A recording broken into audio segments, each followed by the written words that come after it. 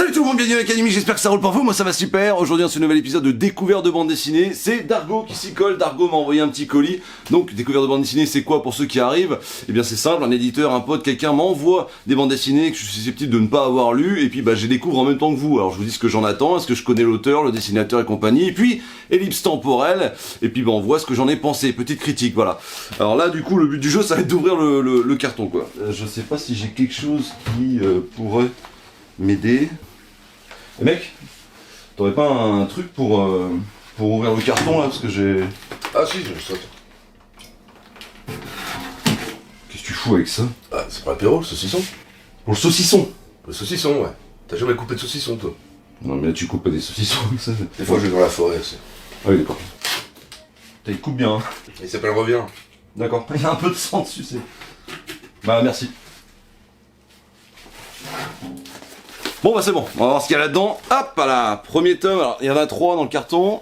Et ça c'est de la BD pure et dure. Renaissance, yes, parce que bah je connais Renaissance, mais j'ai jamais voulu sauter le pas, parce qu'il y a plusieurs BD il me semble. Premier cycle en 3 tomes, le deuxième cycle en 3 tomes également. Duval et même Blanchard, le premier titre s'appelle Les Déracinés, donc de chez Dargo évidemment. Je pense que ça peut carrément me plaire, mais j'ai jamais osé y aller, pour la simple et bonne raison qu'on peut pas tout le temps tout lire, voilà tout simplement. Donc là je suis bien content qu'il m'ait envoyé, c'est une des séries phares de chez eux. En tout cas les dessins me plaisent beaucoup, la couleur est assez chatoyante, des fois ça me fait penser un petit peu à du Mobius dans l'idée, avec les formes un peu, les architectures un peu chelou. Donc ça peut être sympa, mais de quoi ça parle vraiment? Soit Nessatis, on est sur Nakan, une des planètes majeures du complexe, une fédération de civilisations extraterrestres.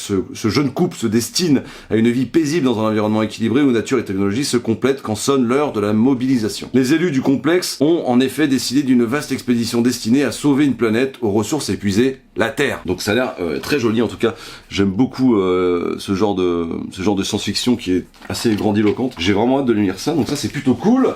On va passer à la suite. Tac. Alors, deuxième BD, Renaissance, le numéro 2, Interzone, donc si je suis pas trop con, normalement, on a le numéro 3, impeccable. Bon bah c'est cool, ils m'ont envoyé le cycle complet. Je vais pouvoir avoir une vue d'ensemble sur le tome 1, le tome 2, le tome 3, le premier cycle. En plus, le second cycle est apparaître, donc on est quand même pas mal dans le... C'est pour ça qu'ils me l'ont envoyé, je pense, dans l'actualité. C'est bien d'avoir ces 3 BD là qui forment un seul et même cycle, comme ça je vais pouvoir avoir vraiment une vue d'ensemble, donc je pense que je vous ferai une critique globale, hein. Je vais pas vous faire une critique tome par tome, que bon, on va pas perdre plus de temps, parce que moi j'ai deux, trois trucs à régler avec... Bref. Et nous voilà une semaine plus tard, ma petite perruche, et j'ai donc lu ces 3 œuvres qui forment le premier cycle de Renaissance, et je... Hein? Ah oui, le mec était là le relou, le squatter comme je l'appelais. Non, t'inquiète pas, ça dégage. Il a bien compris qu'il c'était le patron dans la cave, mon gars, le roi des perruches. Non, en fait, ça m'a coûté un max de pognon. Bref. Renaissance, ça coûte 15,95€ le tome, et sachez que depuis 2018, il y a un tome qui sort tous les ans. Là, le prochain tome qui sort, c'est le 15 septembre 2023, c'est le tome 6, qui clôturera ce deuxième cycle, hein, donc du coup, 1, 2, 3, 4, 5, 6, et ça clôture également la fin de l'histoire de tout. Ah, voilà. C'est pas vraiment une bonne nouvelle, si tu veux, c'est-à-dire que j'ai tellement aimé, vous allez voir, j'ai beaucoup aimé le premier cycle, donc c'est peut-être pas une mauvaise nouvelle parce que ça s'arrête, mais c'est quand même vachement cool d'avoir une fin, parce que des fois, il y a des séries qui vont même pas jusqu'au bout, et ça, c'est un peu la merde. Et pour commencer, j'aimerais faire un petit big up à Dargo, et bien, il y en a bien d'autres, mais là c'est Dargo du coup pour le coup, parce qu'ils bon déjà ils m'ont envoyé les BD, donc ça c'est très gentil. Je trouve que le travail de Fab est assez ouf. Voilà, le travail de Fab est d'une qualité absolue. Enfin, je sais pas, c'est qualitatif, c'est costaud, c'est grand, c'est beau. Enfin, regardez-moi les covers comme elles sont belles quoi. Pareil le dos, ça a de la gueule. Enfin, ouais, je trouve ça stylé en fait. Y a pas de fioriture, c'est efficace, c'est beau, c'est grand. Nous qui lisons du comics, c'est vrai que maintenant nous on est content quand on a des formats de chez Urban, hein, les formats Urban qui sont aussi un peu la taille des BD franco-belges. Mais j'aime beaucoup, vous voyez, quand vous avez des grandes pages comme ça a vraiment de la tronche quoi. Surtout quand vous avez des splash pages, alors c'est pas des splash pages parce que c'est pas du comics, mais vous avez des grandes illustrations, vous en profitez un max quoi, vraiment, vous avez la taille que ça fait, c'est ouf quoi. Donc vraiment j'ai passé un excellent moment, en partie grâce à la Fab. Pour ce qui est du scénario, je vais essayer de vous en dire un petit peu plus que ce qui avait été dit dans la première partie par rapport à la 4ème couverture, parce que je trouve vraiment que c'est pas, enfin ils en disent pas assez pour te donner vraiment envie de, tu vois, mais c'est très efficace, ouais, ça mérite un peu plus, voilà. Donc attention, je vais rester très sommaire, j'ai pas envie de vous gâcher quoi que ce soit, je veux pas vous divulgacher quoi que ce soit, je veux vous découvrir ça par vous-même, parce que vraiment c'est ce premier cycle là de 3 tomes, vraiment je trouve complètement dingue, je trouve que ça propose quelque chose, j'ai beaucoup de respect pour cette œuvre, voilà, très clairement. Du coup, ça parle bah, ça va être une histoire qui va être vue déjà, faut le savoir, par les yeux d'un couple extraterrestre, voilà. Ce couple extraterrestre, c'est Swan et Sati, qui sont nés sur la planète Nakan, et décident de vivre leur meilleure vie un petit peu, de se ranger sur leur planète tranquillement, sauf que, bah, ils vont être appelés, parce qu'ils sont en gros réservistes de l'armée de la galaxie, hein, tout simplement. Alors Nakan, c'est une planète qui est dans notre galaxie à nous, très loin et pas loin en même temps. En tout cas, eux sont développés, ils sont vraiment beaucoup plus développés que les humains. Ils vont être appelés du coup avec le complexe, les élus du complexe, qui représentent beaucoup de races extraterrestres différentes et qui voient que les humains font terriblement de la merde. Voilà, c'est-à-dire que à Paris, la Tour Eiffel, Paris est complètement sous les crues de la Seine. Enfin, l'eau a augmenté. Voilà, tout le monde vit sur des espèces d'îlots et en hauteur. En plus de ça, il y a une espèce de grosse maladie qu'ils appellent la fièvre qui a sévi. Donc il y a genre 75% de la population qui est complètement décédée, tu vois. Sans compter qu'il y a en plus de ça de la technologie qui est un petit peu partie en couille, qui s'est un petit peu échappé, a fait un petit peu sa loi, tu vois. Donc c'est la bonne merde quoi. Et au Texas, c'est pareil. Au Texas, il y a une espèce de endroit où ils traitent l'hydrocarbure qui a complètement explosé, tout est en feu. C'est complètement la kermesse. Donc ils voient qu'ils vont être en train de tout brûler, tout est sur le point d'exploser. Et on va suivre du coup en France une nénette qui est ici, une nénette qui est avec sa famille et qui elle va rencontrer l'extraterrestre femelle du coup et le mâle extraterrestre va lui aller au Texas pour essayer d'éteindre cet énorme brasier de malade. Donc les terriens vont tout simplement voir un vaisseau débarquer comme ça sur leur planète et se demander c'est quoi ce bordel. Alors j'ai beaucoup aimé ce tout début là parce qu'en fait c'est la rencontre quoi, la rencontre d'une race extraterrestre qu'on ne soupçonne même pas avec des humains. Et c'est là que tu vois la connerie humaine et je pense que c'est comme ça que ça se passerait, un petit peu comme dans Mars Attack, tu vois ce que je veux dire. Oh, une colombe pour leur montrer qu'on est joli.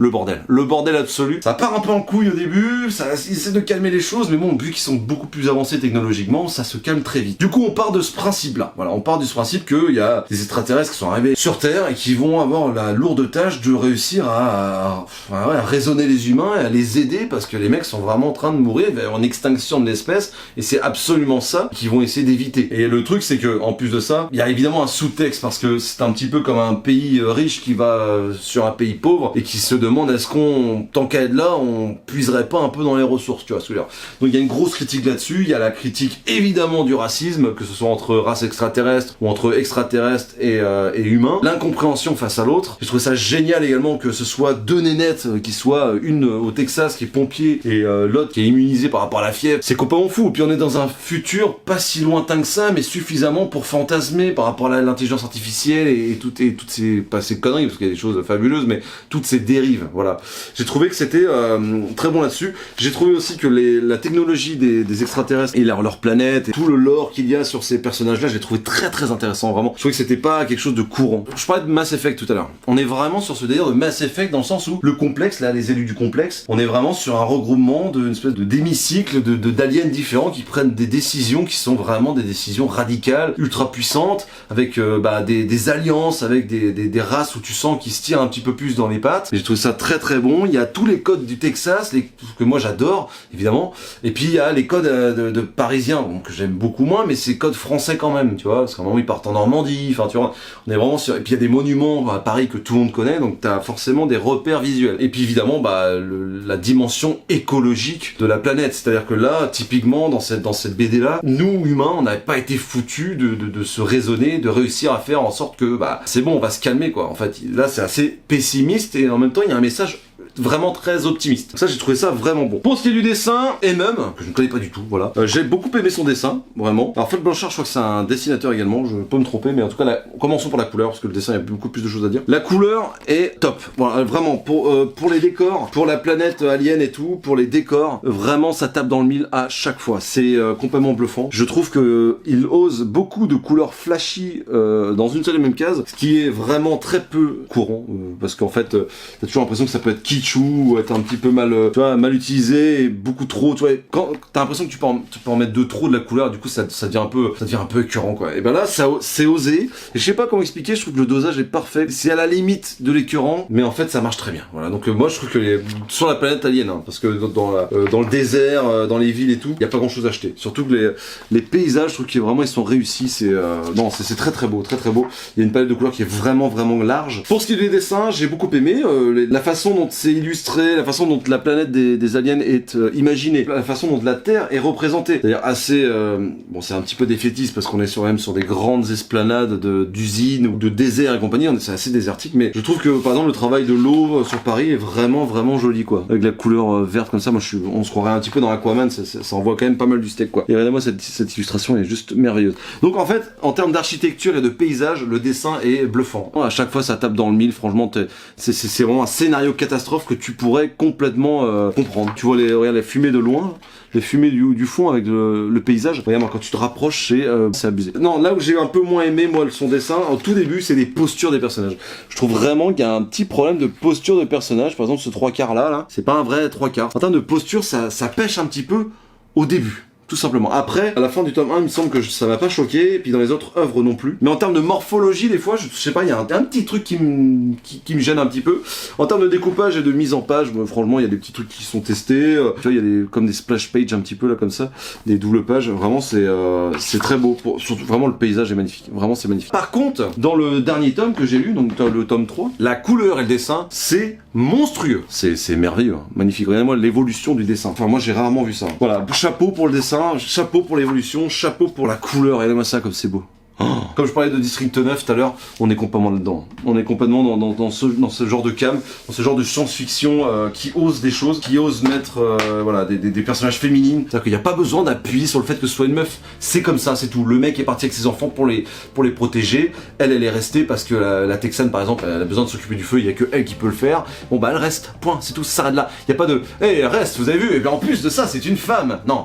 Merci d'être aussi voilà, merci d'être aussi normal dans vos réactions et dans votre façon d'écrire, de votre façon de représenter la gente féminine. Merci. Maintenant, si tu veux savoir si je vais aller sur le tome 4, 5 et 6, évidemment mon pote. J'ai tellement aimé ce premier cycle, je suis chaud pour le deuxième. Le deuxième, je vous rappelle, le 6ème tome sort le 15 septembre 2023. Dargo, si t'es chaud, t'hésites pas, tu connais l'adresse, hein, y a le frigo, les bières, machin. T'es le bienvenu. Bon, c'est un peu baisé pour la surprise, mais c'est pas grave. Si tu veux qu'on fasse le deuxième cycle dans la cave, c'est avec grand plaisir. Je vous rappelle, dans ce premier cycle, il y a un début, un milieu et une fin. Et ça, c'est ultra important. Il y a une vraie fin. Putain, c'est trop bien quoi. J'ai passé un excellent moment. Je sens que Fred Duval, c'est pas ses premières BD, hein. Le mec, c'est ciselé. Quand il y a besoin d'avoir des explications, c'est des pavés, mais des pavés hyper intéressants, bien écrits, qui servent la narration, quoi, qui sont pas juste pompeux pour que ce soit verbeux, tu vois ce que je veux dire. C'est cool. Eux-mêmes, le dessin, bon bah j'ai vu l'évolution quoi. Alors je sais pas si c'est lui qui fait le deuxième cycle, mais en tout cas ouais, moi je le suis, y a pas de problème. Puis la couleur, pareil, hein, la couleur, putain, le fait d'appuyer avec des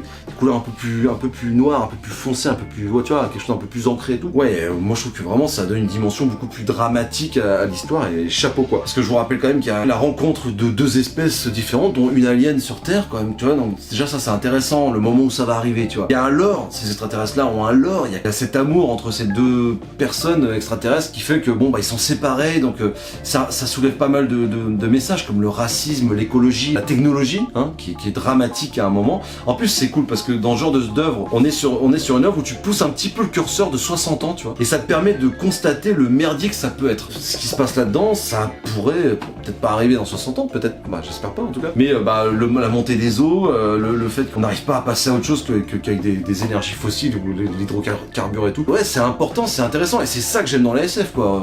Je vous répète tout le temps la même chose, mais c'est vrai. Nous balancer une espèce de miroir à la face grâce à un futur proche ou pas, en voyant ce qui a merdé ou pas. Bon là, typiquement, ça a merdé quoi. Tu vois, c'est typiquement ça a merdé. Donc ouais, j'aime beaucoup. Merci Dargo pour la découverte. Vraiment, c'est trop bien. Je vous recommande ça. Voilà, ça coûte 15,95 le tome. Je pense que dans une bibliothèque, vous pourrez largement la trouver également. Le format est très beau. Voilà. Alors je dis ça dès que je dis la BD, mais je pense que c'est ce petit côté Madeleine de Proust, tu vois, parce que quand j'étais petit, bah évidemment, j'avais des œuvres comme celle-ci dans la main. Donc écoute, si t'as kiffé la vidéo, lâche un like et abonne-toi. Dis-moi dans les commentaires si tu l'as lu, toi, si tu as lu le deuxième cycle aussi. Bon, pas de spoil évidemment, hein, s'il vous plaît. Est-ce que je t'ai donné envie de le lire? Est-ce que je t'ai pas du tout donné envie de le lire? Est-ce que ça t'intéresse? Est-ce que t'aimes la SF? Si oui, quelle recommandation? Qu'est-ce que tu as lu en ce moment? Suis-moi sur Insta, TikTok et X. Voilà, on n'a pas le choix. Et sur ce, moi je te fais d'énormes bisous, prends soin de toi et à très bientôt, ma petite perruche. Dans la cave.